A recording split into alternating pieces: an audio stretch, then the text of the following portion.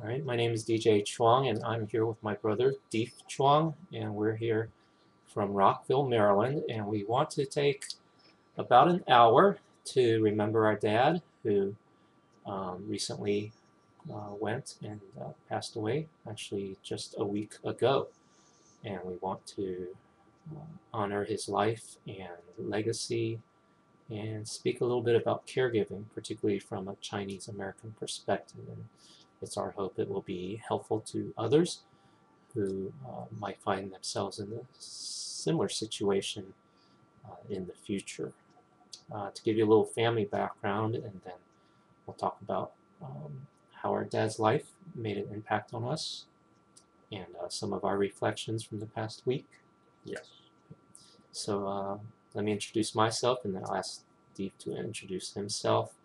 My name is DJ Chuang. I was born in Taiwan along with my brother, and we came to the United States when I was 8 years old and moved to Bethesda, Maryland. Lived there for 3 years or so, and then we spent most of our school years in Winchester, Virginia, a small town west of Washington, D.C., with about 20,000 people, and we were one of maybe 5 families that were Chinese, and it was a small town kind of life. So my dad worked in a restaurant business for a couple years, and then a motel business for the rest of his life here in America. And over the past week, I've learned a lot more about his family history and what he did during his 20 plus years in Taiwan, and that's become so much more meaningful. But fast forward in my life, I went to Virginia Tech, studied electrical engineering, and got involved with some Chinese American activities there, and began to understand a little more of my cultural background and context outside of just living in a small town and isolated. And then from there, I went to Southern Maryland to work. 3 years as an engineer, then 5 years at seminary in Dallas. Married my wife there, who's from Huntington Beach, Virginia. Lived 2 years in Raleigh. My son was born there. This is 1997, and then moved back here to the Washington, D.C. area. 2 years in Virginia, 8 years in Bethesda, Maryland. And 4 years ago, moved out to Orange County, California, and came back here last week to join the family as we looked at the last days. So that's a quick family history for me. I'm the oldest of 3 boys, and Deef is the youngest of 3 boys, and we had a typical Chinese family, as I understand it. But there's some unique things about us as well, we'll get into. Okay, Deef, how would you describe My a whole history. quick summary of your, in a minute or less, or a minute or so? Describe Okay. your context. My name is Deef Chuang. I go by Deef, D-E-E-F. I am the youngest of 3 sons, and I came over when I was 1 year old. I was born in Taiwan, so basically I'm American-born Chinese, but technically born in Taiwan. Um, a lot of my exposure for today is going to be covering mostly the last 2.5 years, but also maybe the last 10 years. And of the 3 brothers, I probably spent the most time around the parents, and me and my mom were full-time caregivers for my dad, who went through a decline, which started with a stroke, which we had difficulties initially diagnosing, and then we watched the decline for mental and physical, and eventually bedridden. Mm-hmm, mm-hmm, Personally, that's been my life the last 2.5 years, and the mm-hmm. prior years I was working, living with the parents, helping out with the motel in Winchester.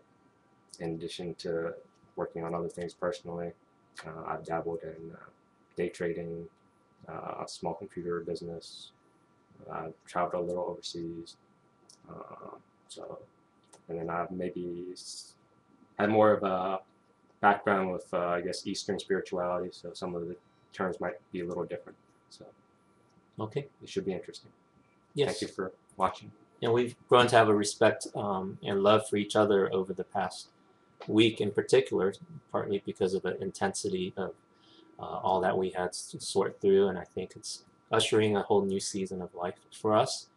And I'm very grateful for how God has shown our family a lot of grace, support, both far and near. And we'll tell you a little bit about what's happened in the past week. But we want to start by talking about my dad's life and um, give you a quick snapshot of that. We're working on a manuscript that is partly, well, it'll be a translation of what he wrote in Chinese. It's about 7 pages, and we published it in a booklet, or we Xeroxed it in a booklet. It was published in a book that was compiled for his college um, classmates at a reunion maybe 5 or 10 years ago. And that came in real handy as we found it, and it freed us up to go through the grieving process and the preparations that come with that, because we wanted to tell his story in some way, and he had already done that, both in written form, and then about a year before his stroke, I also got to sit down and interview him for about 2 hours, and he told me his life story. And that's one of the biggest encouragements I can give you, whether you're older in your second half, or if your parents are around, is just take a digital recorder and interview him or interview yourself and capture your life story as a gift and legacy to your kin. What I've learned more about my dad over the past week especially, but also in the past 5 years or so, is he really sacrificed a lot in coming to America. He came over in late 1972, kind of as a forerunner. Before the rest of our family, my mom and the 3 boys. We arrived in March of '74.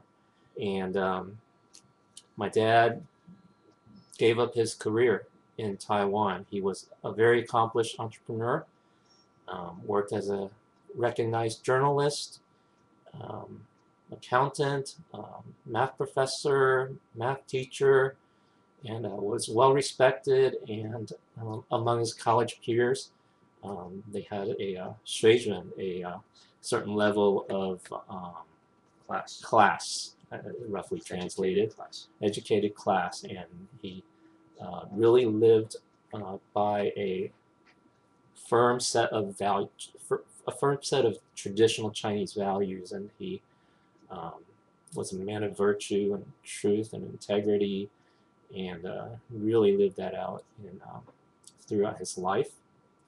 That had a particular impact on us, which we might or might not get into. Well, we're already at the 15-minute mark, so we might speed it up a bit.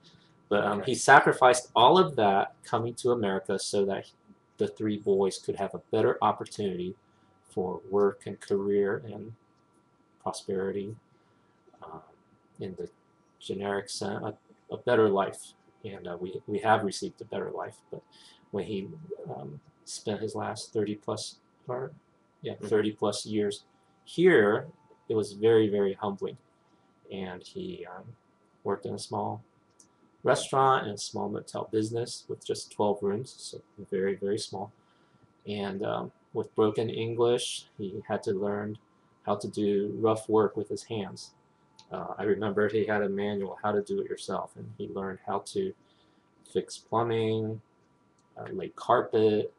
A very able man. But, both with his mind, but also with his hands. Yes, which is very impressive, because many of the things I couldn't do.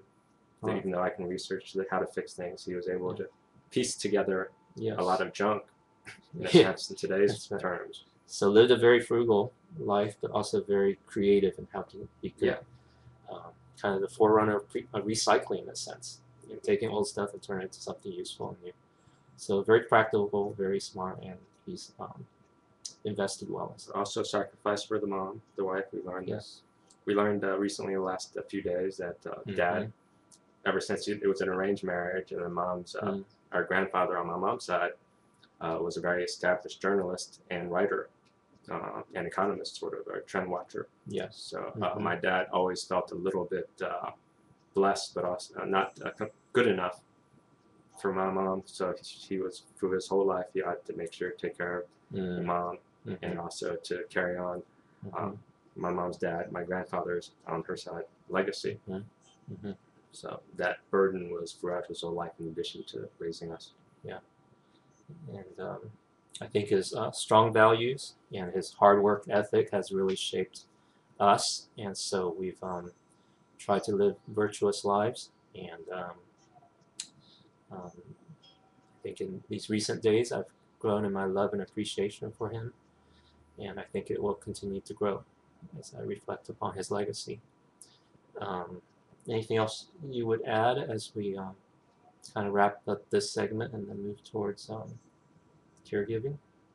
Or is that all legacy, or can I have more legacy stuff? Or is legacy? Well, take a few minutes to talk about legacy. What else do you remember about Dad that's meaningful to you? My interpretation of legacy is more so it includes his past accomplishments. Yes. But it's also, from my perspective, I was there for caregiving, and we'll talk about that in a minute.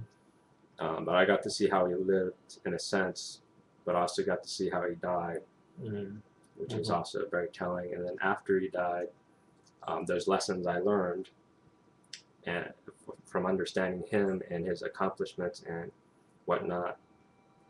I can now translate that to see how that impact has impacted me and my brothers and my mom. And that's a sort of ongoing exploration and development. And so in addition to the actual accomplishments, things he did and sacrifices, the things that those sacrifices created and molded is an immense exploration, and it's really amazing just the past week. And right now, the past week is sort of very intense, so we don't really have time to digest and notice these things. But just in the past week of just allowing the conversation to go free and discussing his friends and mom discussing certain things, we've learned so many things about how Dad's personality has, each one of the brothers has an aspect of Dad's personality. And then Mom is also, even though it isn't blood related, so they're married, she has a lot of comparable traits of Dad.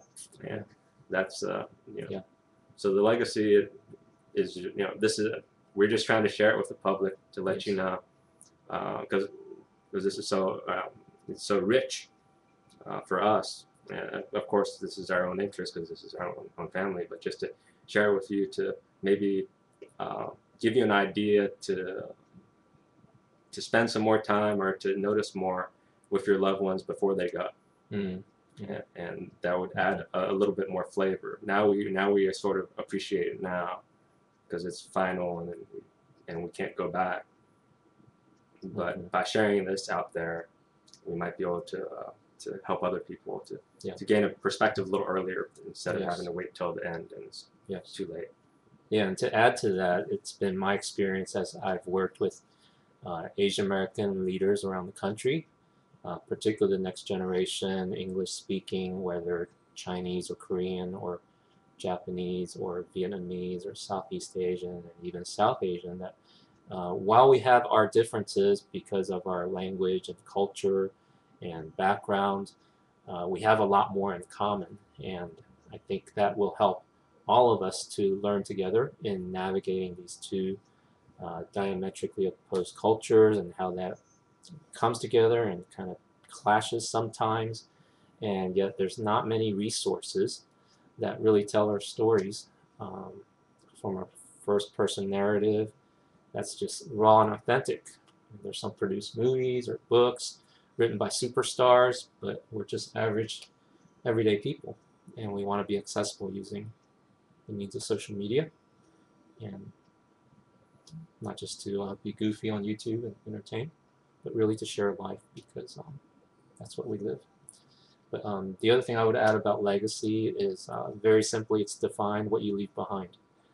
And Dad certainly left behind his value for work, his value for family, and his value for tradition and honor. And we're just beginning to process that. One thing during the past week, I'm very grateful. I feel like I've gained a brother. I've really gained not just an appreciation or respect for him, but we've been able to open our lives up to each other, with each other more than ever. And the circumstances have been a big factor in that, but we've been trying to find a way to connect. And this has become a way to connect. And as we explore our relationship, we also want to share it with you because I think because of our shame-based culture and other reasons, we just don't get to hear the inside story and the behind the scenes of what life is really like outside of the performance of education and what looks good on the outside because of the saving face.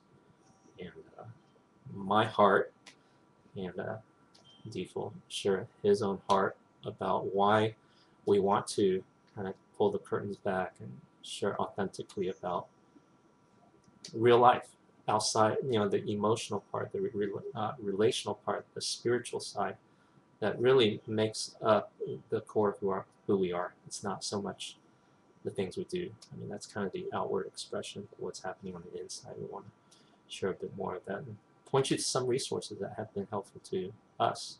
And I think in our conversation, we could help each other as well. We're all on this journey, as they say. So, my take on that theme of shame or whatever, recently we brought up the term proud, or in Chinese it's called I guess jiao, and in a sense sometimes that's too proud, and it's almost like insult. Sometimes our Asians especially, we value face, or value image, or value external action. Sometimes in spite of the actual intent behind it.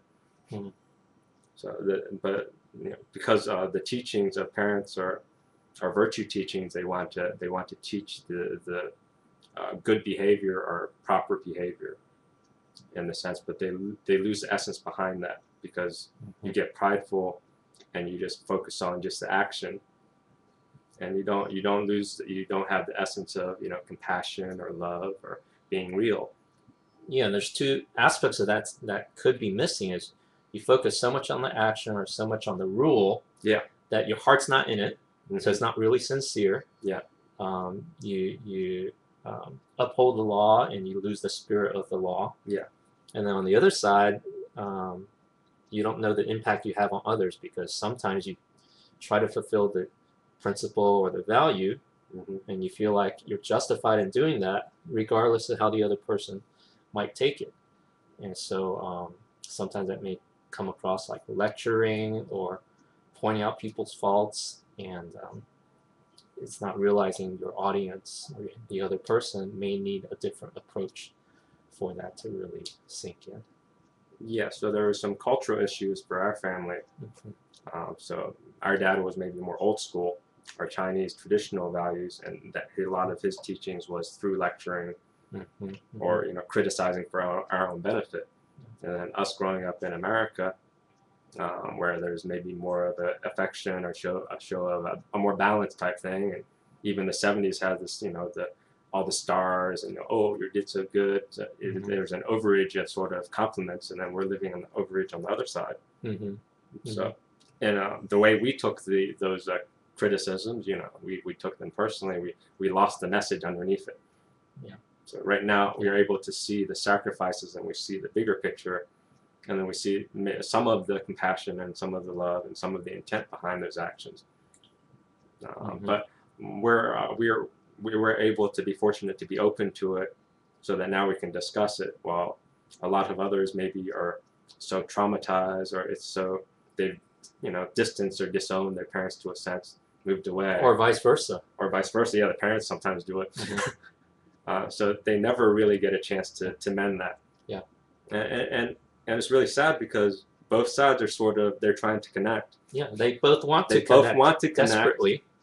But it's sort of like it's a sort of language barrier. It's like this proud language barrier, and cultural barrier that Mm-hmm. causes this sort of disconnect. Yeah. And one thing I've seen is maybe sometimes as the parents get older and the children leave, some of the pride goes down because they realize, there's no more need to keep up that authority stance. Mm-hmm.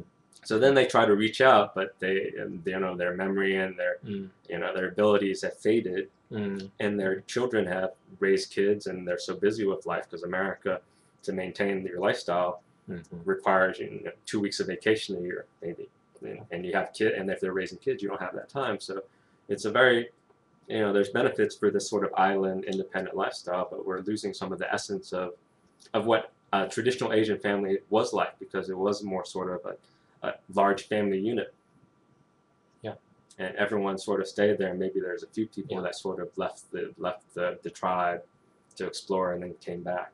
And Dad had that too. Dad did that too, because he left the tribe, but he also was always giving back, sending money back, and communicating and being part of his tribe. Yeah, and I suppose in that traditional Chinese society, it was sufficient to just fulfill your roles and responsibilities because your whole social network was there to help you understand, appreciate, and relate to each other. But yeah, it's very different when you're trying to bridge two very different cultures, and not to overgeneralize, but there might be a tendency in Asian culture to suppress, or in Mandarin, 吃苦, to swallow your bitterness and to suppress it. And we know from, I guess, more of a Western perspective that when you keep certain emotional things suppressed, it will actually manifest itself in physical ailments as well as relational problems, because it has to come out. So that can come out in ulcers or headaches or things that are worse. But we do want to take some time to talk about the issue of caregiving, but we wanted to give you some context, which we may unpack more down the road, depending on the response we get and how we make time. And I found that we like to process out loud, so we're inviting you, including you, in our conversation. Feel free to add a chat or a tweet, and we'd like to respond to your reactions and questions as well. So how shall we segue into the caregiving? How much time are we November, well, about half an hour. Okay. So let's just go chronologically, and then if we want to pause on certain things, I'll raise my hand and we'll pause and dig a little bit further. I think November 13th, 2008 was the date. And what happened on that date? I was out of town. That's where we sort of think he had a stroke. So, there was a period of maybe the past year or past 6 months where there was mental decline and physical decline. So he was noticing he didn't have the same stamina. A couple weeks before then, October 22nd, he had come to the house in Rockville here, which they had bought a couple months before that time, and he wanted to buy something in downtown Rockville. So my mom and dad went off to downtown Rockville to go buy some fly swatters, and then on the way back, he was tired, but he couldn't stop and take a rest. There was something disconnected between his body and his mind. And on the way home, he fell down sometime and injured his knee, I think, a little, scraped his knee, not a big injury. But that was sort of a sign of a decline of physical and mental sort of link. And then he had tried to sort of overrun it with his willpower by exercising more. He was going, I don't have stamina. So his method, the brute force, proud method, was just say, I'm going to just go outwork it. And he was having trouble with that. We had seen before in the motel that he had started having difficulties counting change and getting giving change to customers. The temper would flare up easier. So there were signs of some mental decline. But the main point that usually where we account the stroke for, somewhere around November 13, and shortly after, he was dealing with a plumber because there was some issue with one of the rooms and it was stopped up. So he was fairly stressed out, wanting to get it done soon. And it took like 2 or 3 days, and some on November 13th, he shared with my mom that his brain was just empty. He noticed his brain was just empty, and that's when we thought he had the stroke. And then we went to the emergency room. Or no, we didn't go. We went to a family practice, a doctor's office on the 18th to see what was wrong, because he had been in bed and he was very weak and everything. There was something wrong. Yeah. So this is at age of 82. Yes. And he's lived a fairly healthy life. Always took care of his body, worked out decently, stayed active, and Jump roped every morning. That was his Okay. main exercise. and certainly active and just doing handyman kind of things. Or 100 times. Yeah. And then he just slowed down. The muscles and the eyes were going. And so over the next 2 or 3 months, you tried to find the right diagnosis. Yeah. And what was frustrating about trying to find the right diagnosis, because it was rather elusive? Well, we had seen the sudden change in November 13th. So we went to the ER and they did a CAT scan or CT scan, and they didn't come up with any stroke there. But so they were sort of clueless what was the cause. So they referred us to a neurologist, but the Winchester neurologists are fairly booked solid. Even though the neurologist we saw in the hospital said he'd fit us in, the administrative office didn't relay that or wasn't able to work that out. So we had to go see a neurologist in Winchester, and then we had to find a Chinese neurologist in Rockville so that we could get at least a neurologist's opinion. And then the Chinese neurologist we finally were able to see, and he probably gave us a prescription for MRI. So the stroke was November 13th. We didn't actually get an MRI till December 17th, over a month later. Wow. And then we got the results of the diagnosis 2 days later, or results of the MRI, and then we got the stroke diagnosis in December. The original neurologist was thinking that it was just Alzheimer's because he had a lot of the symptoms.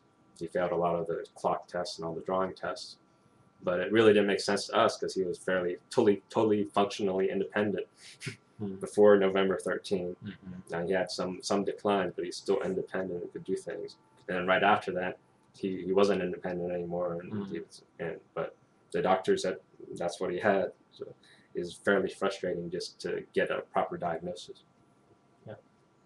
So going forward, how do we help Dad and as he's in this declining health? What happened then? Well, medical models for stroke, there really are not many models or treatments. There are some treatments to prevent future strokes. So there were some tests to be done to check out his blood flow through his neck arteries, the carotid arteries, I think, and then maybe around the heart. So they did some tests to make sure that they weren't super clogged up, and then they gave him some, I guess, some blood thinning, some medications to make sure that aspirin, the blood wasn't too thick, to prevent that. And then sometimes if there is like blood vessels in the brain that are really clogged up, they can open it up. But as far as repairing the damage at the hole, there isn't any therapy. So our neurologist says, "Oh, he has a stroke. People with strokes get better."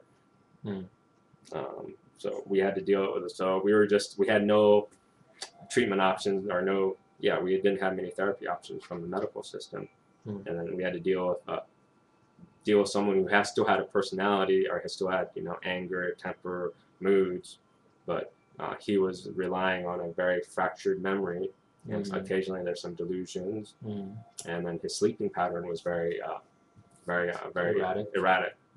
So he'd wake up in the middle of the night, 2 a.m., 4 a.m., 5 a.m., and he was always hungry, or when he woke up he was always hungry, but then his appetite changed, so we had to sort of have food available for him.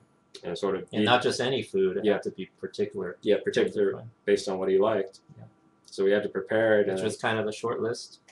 It changed. Yeah. It changed at first on top of that. Yeah, it changed. Back then it was a little bit more broad, but it had to be prepared because he'd forget how to use a microwave, or he'd forget how to go here or there. So he'd always be ruled by his hunger, or going to the bathroom and then maybe forgetting, are going to sleep in another bed. So Mm. we had to sort of be on 24/7 watch, me and my mom, Mm. just to take care of him, but then also use our mental energies on how to provide therapy or to treat him. Yeah. So the early stage of this kind of looked like dementia or Alzheimer or Parkinson or neurological disorder. It was in that category, but finding a cure was very elusive. And The early stages, we were sort of leaning on. We heard it was just a stroke diagnosis. Later on, we're thinking that maybe a stroke was at the same time of another neurological disorder like Alzheimer's or dementias. Or later on, we got PSP. So we were trying to. What is PSP? PSP is a polysupranuclear palsy. Okay. I think it's a neurological disorder. It's a particular kind. It's a particular kind of tau protein or something chemical in the brain that's similar to Parkinson's, but not. It doesn't work in the same way. And how did that manifest itself? You alluded to him having erratic sleep and mood swings. Well, if a stroke happens, the damage is localized in the area of the stroke. I see. So then, what the brain does, what the brain is supposed to do, is supposed to reroute all those functions that's damaged into new areas of the brain. So you can do some therapies to sort of accelerate maybe the rerouting. But we were also but through time we recognized that there was also a decline happening.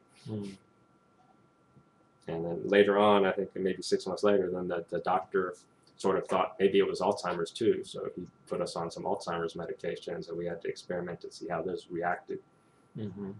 So initially we were trying to use a stroke model, and then we had to deal with this other disease, this other degenerative type disease that was going on.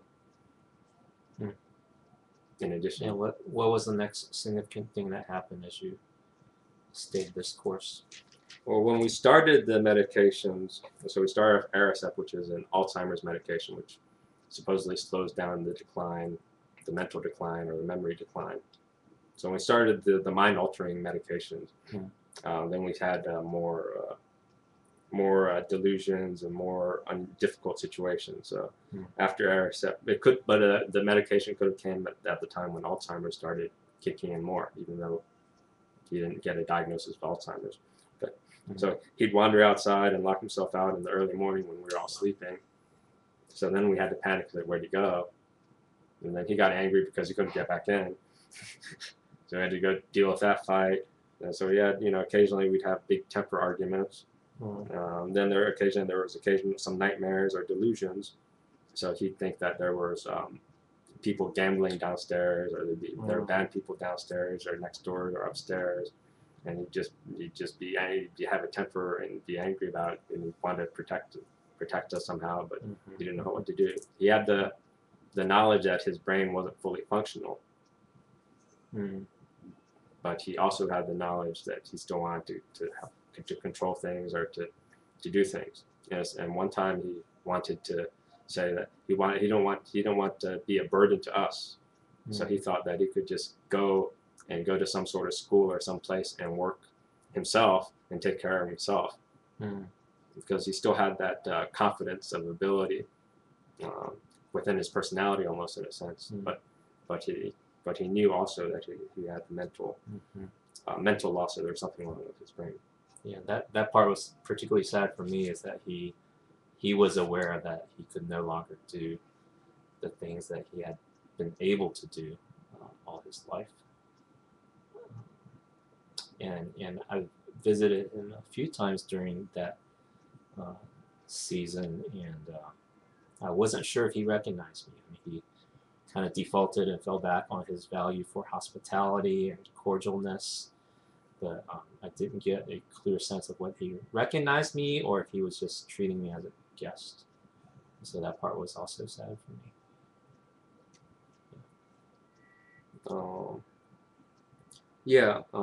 I got to see, for DJ would come, and he wasn't there every day, so he would be able to notice the changes more dramatically. Me and my mom were sort of in the front lines, in a sense that we had to take care of him, or Mhm. each week's issue or each day's issue, so we wouldn't necessarily see his personality change. We were looking at maybe his mental decline or his physical decline. But for someone who's a little bit outside of, or a little bit further away, they'd be able to notice the recognition decline. And that was sort of iffy, or exactly how much did he recognize people and that sort of memory fading. Right. He never got to a point where he sort of forgot us and thought we were someone else. But any sort of decline like that is difficult. So I think back then he was still able to eventually get to the car and we could go out to eat. But then during a later visit, he had a hard time walking. Yes. And needed a walker and needed help sitting up or sometime about a year after the stroke. We had more significant physical mobility issues. So it seemed to be just a steady decline over time. Yes, it wasn't like a dramatic incident per se. We thought that maybe early 2010 there was a dramatic change in his movement, but in his mobility, but we were not able to identify that with anything at the hospital. Okay. I think we tried acupuncture treatment for a little bit. We did try acupuncture after we were in the hospital and the nursing home, and those treatments sort of failed, or they didn't really leave us an option. Okay, and where did the hospital time and the nursing home time fit into the timeline, and what did you notice change during and after that stay? Well, sometime about a year after, so the start of 2010, we noticed some weakness and pain or soreness and an ability and needing help to get up and stuff like that. He could still sort of dress himself, but he'd need more assistance. And then we saw our neurologist some early January, and he recommended a Parkinson's medication. So that was January 19th. It was Stalevo. One thing we remembered sometime around that time period was we went to see the neurologist, and then when we got back to the car, Dad had trouble bending his back to sit in a sedan. So we had tried to sit. We gave him time to sit or try to bend there, and he wasn't successful. So we went to the little cafe there, and we let him sit there because it was a little easier sitting in a chair versus having to lean down and maneuver into a sedan.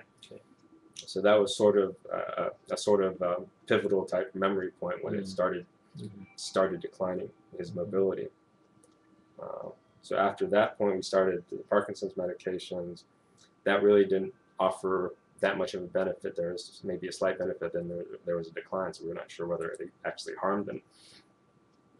So after a period of time trying that out, we had to go to the hospital 3 times before we were able to get admitted to get a test done to see if he had another stroke. That's what we were thinking.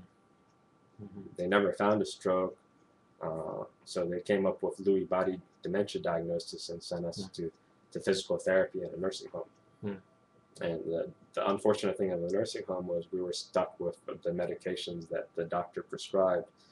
We were never able to talk to the doctor on site who was in charge of the nursing home to modify the medications, because we were really concerned the medications were actually causing more harm than good.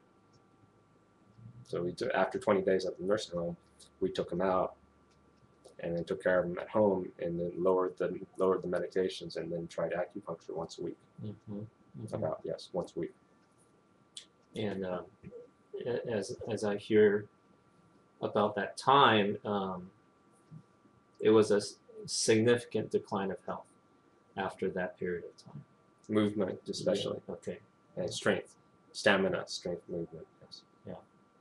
Yeah. The mental stuff continued too, but we were the physical declines were so significant. The mental declines were sort of more subtle. Also, his eating declines before he was able to feed himself. Sometime due to maybe possibly triggered by the medication and the hospital stay. Since the hospital stay, he's basically had to be spoon-fed a pureed or soft food diet. And the nursing home time wasn't didn't seem the best for him because he really needed personal care Hmm. and foods that he could eat and enjoy. And I heard story of how the nursing home will provide the meal that they provide, and if they don't eat it, then they don't try to force it, and they just take it away. Um, they try to feed him whatever. They try to cater based on their cook. Sticking to the menu. Yeah, based on what's available in Yeah. their menu, and they have depending on how many nurses they have on staff and how experienced they are with feeding, I guess people who need difficulty swallowing, I guess aspiration risk people. Mm. They would try to give him based on what he would eat, how much he'd take, but it was a very regimented schedule. That was the main thing. It was morning, breakfast, lunch, dinner at this certain time. Yeah, if it didn't quite fit him, then do that. Yes. So, well, we've got about 15 minutes left. So, how would you describe the last stage of his life as he lost mobility and essentially became bedridden? I guess somewhere around when we stopped acupuncture and winter time came, so it's probably around October, November last year. So maybe the last 6 months of his life, or 6 or 7 months. I guess one of the main things that was assigned to us, or assigned to me, that maybe we had to worry about more bedridden, or he possibly being bedridden, because in order to just stand up or walk around, it was maximum assistance. So we had him with a belt strap, and basically we were basically standing him up, 2 people, and then he was offering very little assistance as far as walking. But in addition to, that was our routine to try to keep him active every day and brush his teeth and get him seat out of bed. But because if your muscles don't move, then they can atrophy. Yes. Yeah, so you try to help move them. But Yeah. they weren't really responding. They weren't responding, and then there was a decline, and then there was the risk of falling, or risk of injury to us and him. So it was getting to the point where I was saying the risk isn't worth it. We're going through all this work. He isn't improving in muscle mass, and we're risking ourselves. And possibly he's getting more stamina loss from having to get up and tire himself. So he had gotten he had gotten a skin sore. I guess they're called bed sores on his heel, because his two feet would just lay on each other, and one of the heels would lay on the other, and there'd be a black spot there. Wow. So so that was sort of an idea of a turning point. So the acupuncture doctor saw that, and then around that time we said, okay, this is maybe time to prepare or to consider being bedridden, or most of the time, or maybe doing less walking. So after that time, and then we had gone to our family doctor for assistance for the bed sore, and then our family doctor says, well, I can't do anything about it. That's just the way it is. Old people decline. So we weren't able to get any sort of medical assistance or just advice on how to take care of a bed sore from him. So then by default, I said it's time to get hospice's resources. So we enrolled in hospice in December. Yeah, and I happened to visit right after that. So it was a big transition for what was happening. Now, let's take a pause here. Can you comment a little bit about your own processing of what was happening?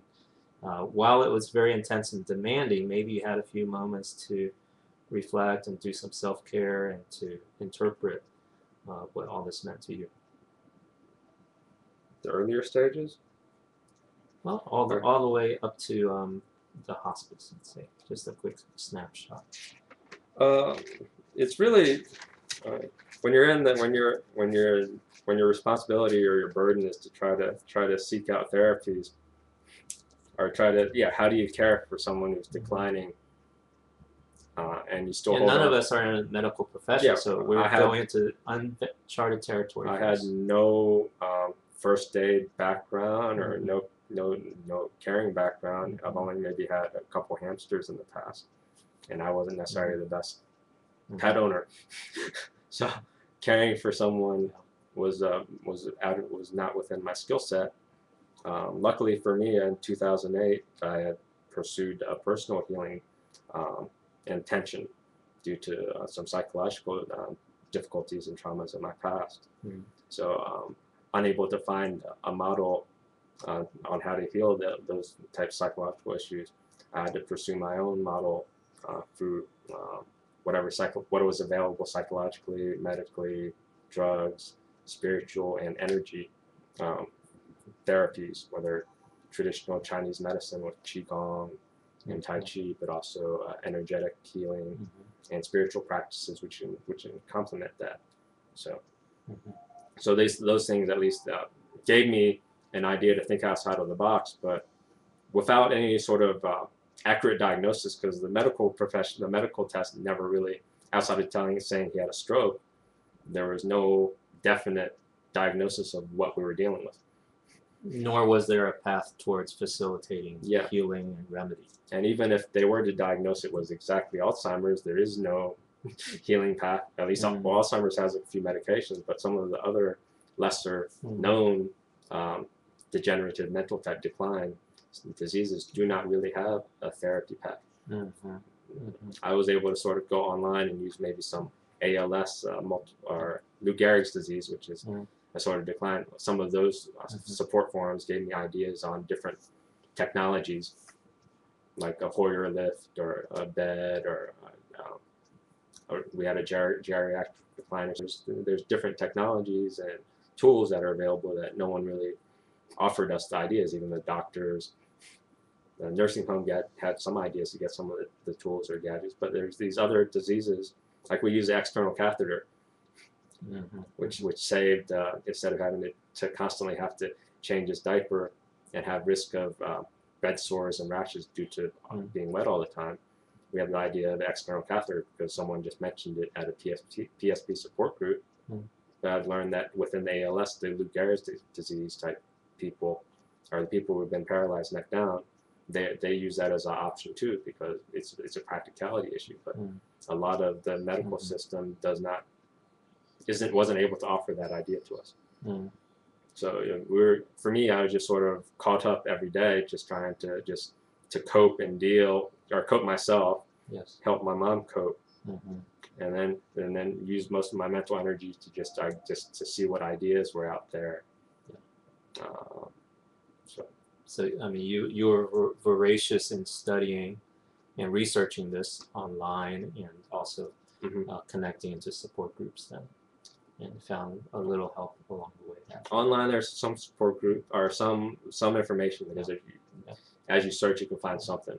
The local support groups, the downside I found was that just due to the lack of information and resources out there, most of it is just an opportunity for people to vent. Because people are so overwhelmed because they have a job. Well, both me and my mom were full-time caregivers. We didn't have a job outside of that. We closed down the motel, but we did have to maintain certain properties, so we did have a little bit side stuff, but we could put most of our focus on caring for him with 2 people. A lot of other people at the support groups were the sole caregivers, or they were the spouse, and they already had declines, and they had their own physical declines, and they had to care for their loved one. So when you go to support groups, most of it was just venting, or it was more traumatic because you got to hear these really, really amazing, scary stories about the fights or their temper or their running around. So, Okay. Well, we're about the end of our live minutes. Stream. If you have any comments, type it in the chat room or on the social stream. We were admitted to hospice, and the hospice's model is to be of assistance towards most painless, dignified end-of-life care. And our experience with hospice was a little less than ideal. How would you summarize that? Well, we had, I had heard, I did not do a lot of research with other people's hospice experience because most people do not share this out. generally the conversation isn't about the details of how hospice works. Mhm. Generally, you hear people say, "Oh, my hospice experience was great," and blah blah blah. So that was my expectation, that hospice would be very cognizant of various end-of-life care ideas, Mhm. and at least they would be upfront to us and tell us, what our options were to inform us. That's because I just wanted information mostly.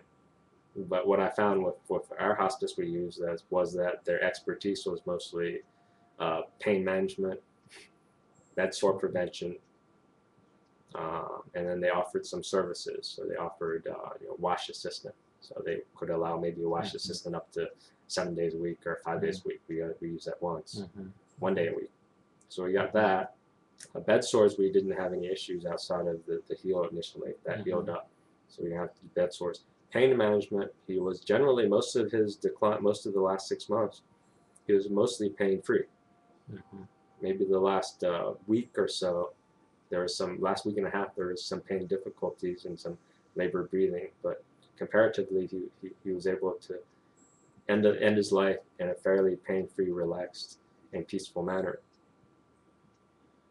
So we were a little underwhelmed by hospice, which might not be all hospices. We were considering changing hospice at one time, but just having to have a whole new bunch of people come in, we thought was too stressful. And then one of our wash assistants complained to higher up people in hospice and got some people changed, so that made it a little bit more acceptable. Yeah, and during my visit in April, I got to meet everybody that we were interacting with at the hospice, and my disappointment was our director, Medical director, our social director, social worker, our social worker, or nurse. Kind of was very matter of fact, didn't show much empathy, and kind of wanted us to ask the questions. But we're new at this; we don't know what to ask, and we were hoping that they could provide anticipate and provide more guidance, and maybe help us to come up with the questions. And that wasn't quite there. The doctor was very empathetic, so I appreciated getting to visit with him. The wash assistant was very caring as well. But that's a quick snapshot of our hospice experience. Now, one theory I have for all this, the reason why there isn't as much anticipation or there's a distance, sort of a distance, is even a lot of people within hospice, they're very guarded.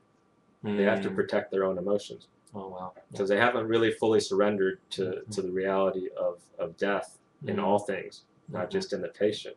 So getting too close to the patients and anticipating or trying to save them instead of just seeing them as dying soon was way too painful, because we don't really talk about this in society. Yeah. And if you had demons inside, and if they had demons inside, because we had our old nurse occasionally every now and then would come and bring baggage from other patients. So one time, I mean, this is really heavy emotional stuff.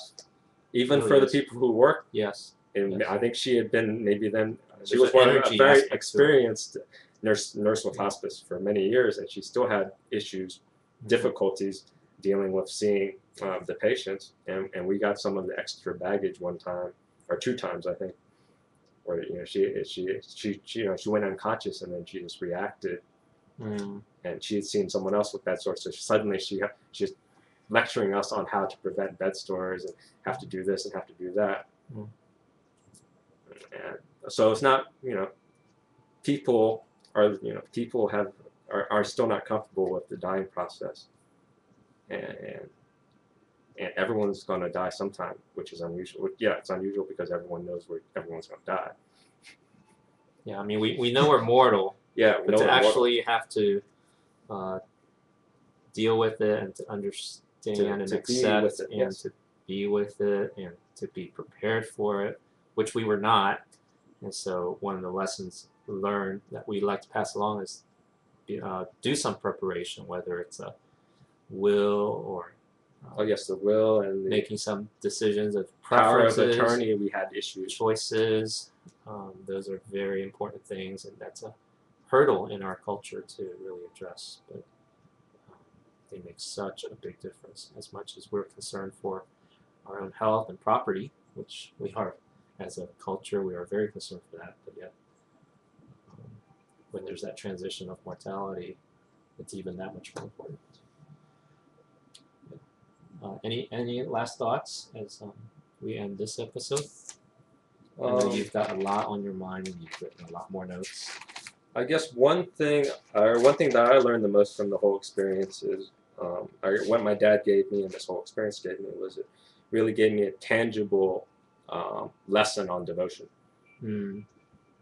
Sometimes people categorize devotion into just services for God or services for praise and worship.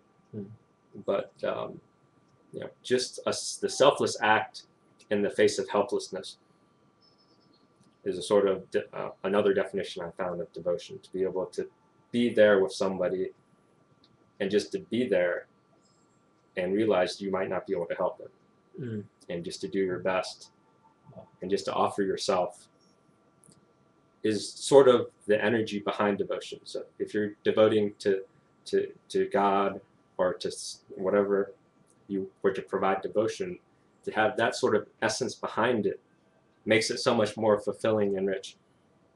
And it also allows you get both sides. So it's not a devotion where you're just happy or it's just joy. It's about being with someone else's suffering, a bittersweet type experience. Because the greatest joys have a little bit of a tear, at least. And even the greatest sadness has a little bit of happiness within there.